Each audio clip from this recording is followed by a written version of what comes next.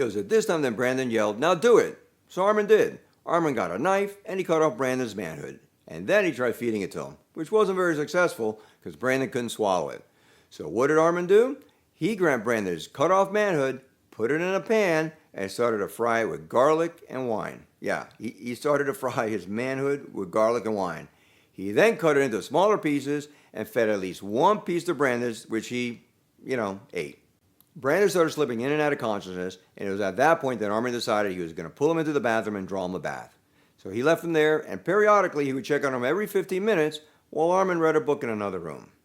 It was at one point that he went in there and he couldn't wake Brandis up because Brandis was completely unconscious. It was at this point that Armin decided, you know what? I'm just going to go ahead and, unalive him. So he did it with a knife, straight to his neck. Armin then took Brandis and put him on a hook, and then he did what butchers do. And then he put the pieces in a freezer so he could eat them at a later time. Armin told the investigators the following about his first meal, and I quote, "I decorated the table with nice candles. I took out my best dinner servers and fried a piece of rump steak. I got that from his back. Made what I call Prince's potatoes and sprouts. After I prepared my meal, I ate it." Over the next 20 months, Armin ate approximately 44 pounds of what was left of Brandis. In December 2002, Armin decided he was going to post again in the Cannibal Cafe and look for another victim. An Austrian student that was browsing through the site saw his post, got concerned, and decided to call police.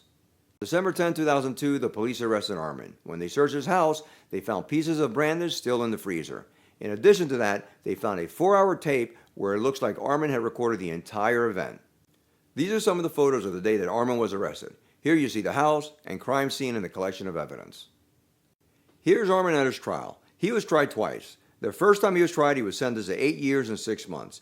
The second trial was because of public outcry. On the second trial, they found him guilty again, but this time he was sentenced to life in prison.